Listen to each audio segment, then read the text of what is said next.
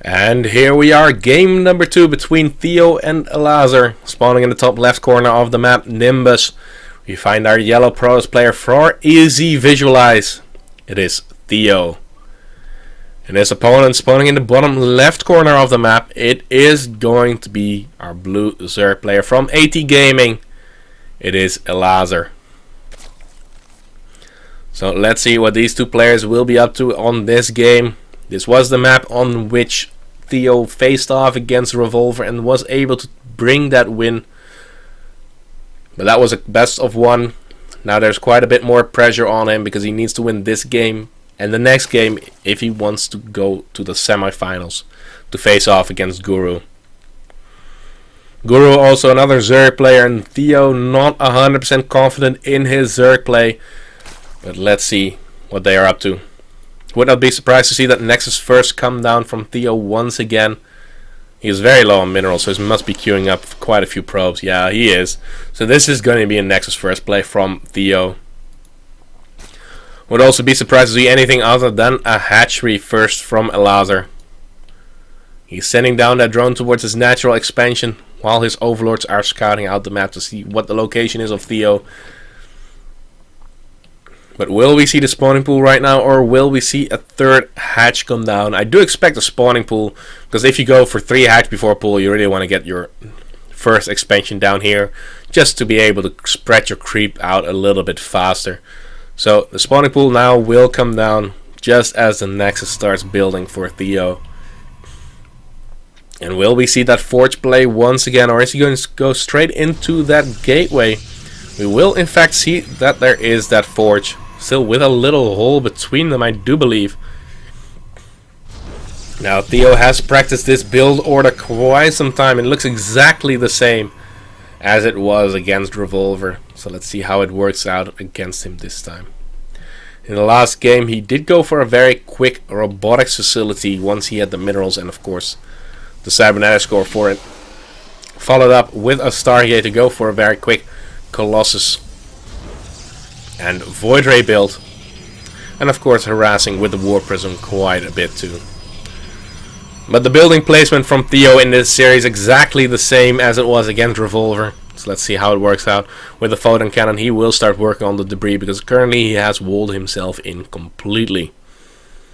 Now the third hatchery for Elazer is going to come through. The Forge has been spotted, but the Forge spots that the Overlord is in that position too. So Theo knows his opponent is in the bottom left corner.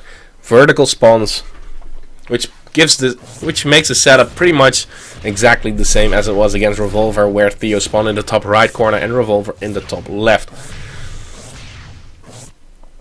Now, third base is going to come down from Elazer. That cannot be punished in any way possible, really, because with the gateway only now finishing up, the cybernetics core starting right now, it's still gonna be a very long way off. So both players will just be working on their economy for quite some time. Now in the current setup, Elazer just has full map control. There's no way for Theo to even move out. No intel for Theo whatsoever, because if we look at his vision, he has not seen anything past his debris inside his ramp. Other than that, he does not know anything. And from this setup, Elazer should know that there's an expansion on this high ground. But there is that setup at the front, and the Zerglings are not going to bust through that location anytime soon.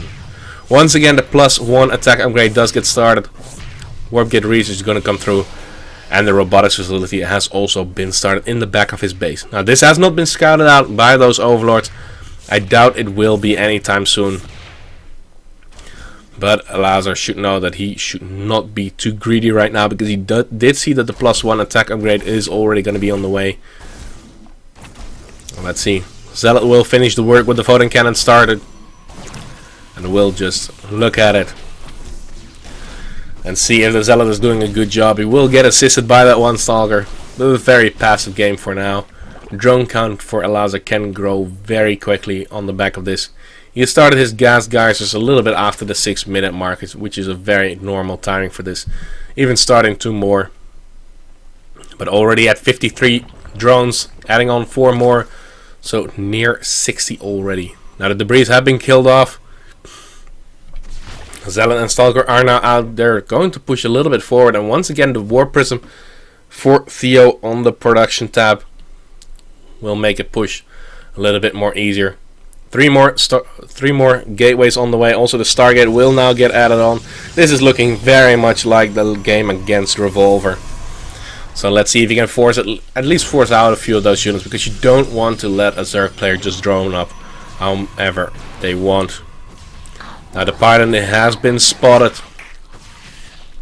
Should know that some pressure is most likely going to come. Elazer, his Roach Warren is not done just yet. This Pylon, it does finish, but it will get killed off instantly. He only wanted to force out those units, but a Zealot and a Stalker, they're not going to get too much damage done. Let's up into the War Prism to go inside that natural base. Units are pretty far out of position, so the Zerglings have to walk all the way back. Zergling speed only halfway of the way done. Beautiful force fields trap in those drones a little bit. He lifts up with the Stalker and Sentry. Those Zealots will be able to trade pretty cost efficiently with the +1 attack upgrade. But let's see, they also will get the scout out that the Hydralisk Den is going to come through. He was complaining in the last game that he did not see that the Hydralisk Den was being added. But in this game, he does not have the excuse. He saw that the Hydralisk Den was there. And he should go into Colossus relatively fast. An Oracle has been produced, already a Void Ray being queued up too. And this time, Robotics Bay and the Twilight Council. Twilight Council in the first instance most likely is going to be for the extra upgrades. But Blink is also always a good upgrade to have. However, this time, is he going to turn this Oracle around to save that third base, or is he going to go for the cancel on that? He's being caught out of position a little bit. He has to be very careful about that. That Sentry is going to fall. But let's see how much damage this Oracle will get done. He's focusing on that Queen quite a bit. He has to queue it up a little bit more. Yeah, the Oracle will fall. That's why he also blocks off the Warpin right there. And he actually keeps this Nexus alive with the Zerglings retargeting their position. Oh, the recall towards the main base most likely. But that is going to leave this base open. No Photon Overcharge was casted, so this third base is going to go down with the amount of Zerglings that is on the... There are so many Zerglings on the map right now. There are 50 Zerglings, 12 Hydralisks, and he is now here to bust down his wall. No Colossus on the production tab just yet. Those Immortals are doing quite a bit of damage, but they don't fight very well. This is not looking good for Theo at all. Elazer is at his front door. The third base was cancelled. An extra gateway does get killed off, and Elazer takes the win. He bull rushes his way through that choke. Takes the win. Elazer will move forward to the semifinals to face off against Guru.